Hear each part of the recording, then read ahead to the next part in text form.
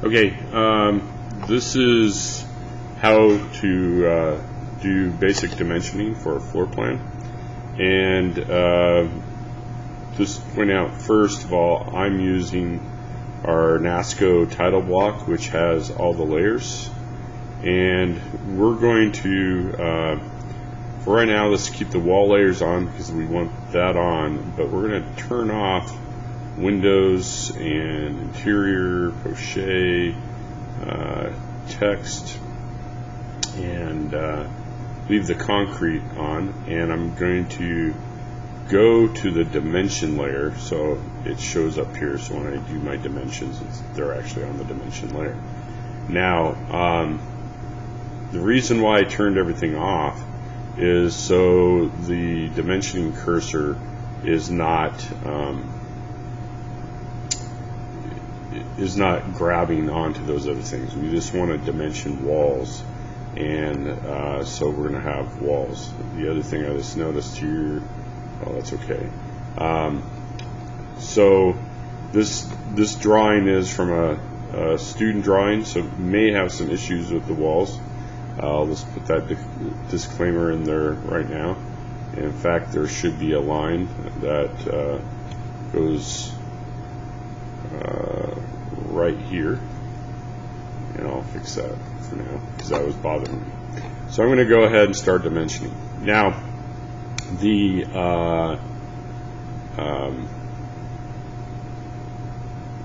first thing I'm going to do is dimension the full outside of the building, so the overall amount.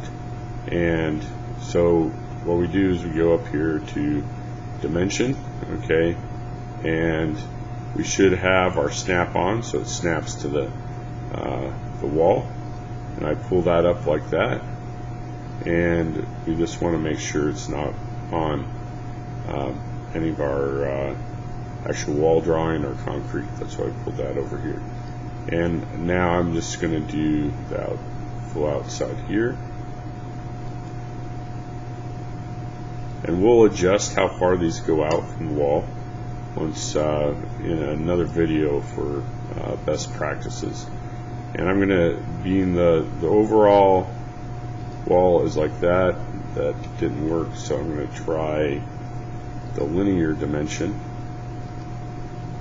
and see if that works, and pull it out here like that. Sometimes you have to force it, which I just did. And we'll do also this side like that. Okay, now this video is going to be primarily about dimensioning those dimensions that go outside of the building. Many of the dimensions actually mark where the walls actually are on the inside, because this is the best place to put them, which is out along here. So I'm going to demonstrate how we would do that.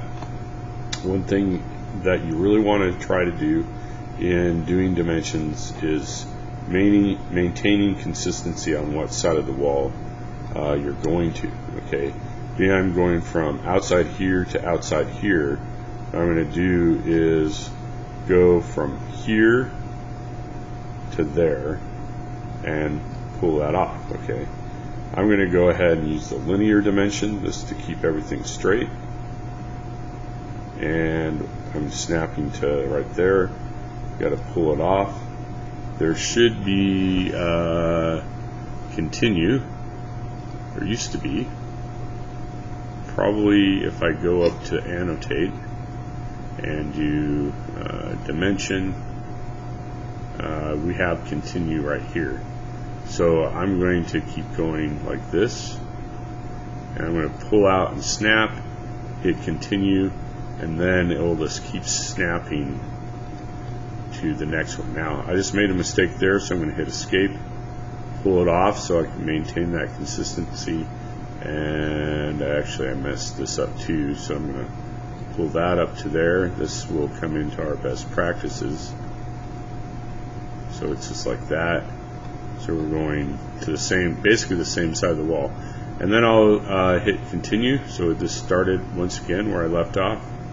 and go to the outside just like that. So that's dimensioning outside walls. Let's do some inside walls, such as the location of this closet right here. So I'll go ahead and de-dimension. What's important is if I click down here, it's going to leave my extension line going along here, and that red's going to overlie it, and that's a bad practice.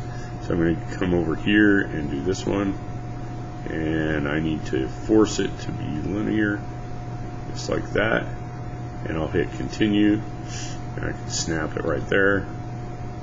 And I probably want to know what this is, but I'll just type in PER for perpendicular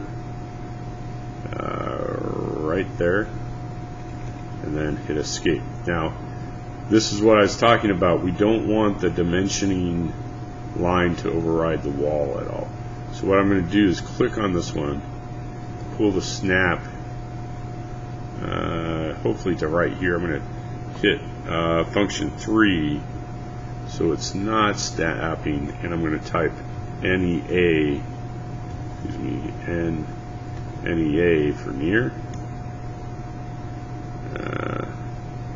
and it's not overriding that whole wall there. There's still a tick mark there, but that's okay. Okay, so in another video I will show you a few more details of best practices and possible pitfalls of dimensioning. Hope you enjoy.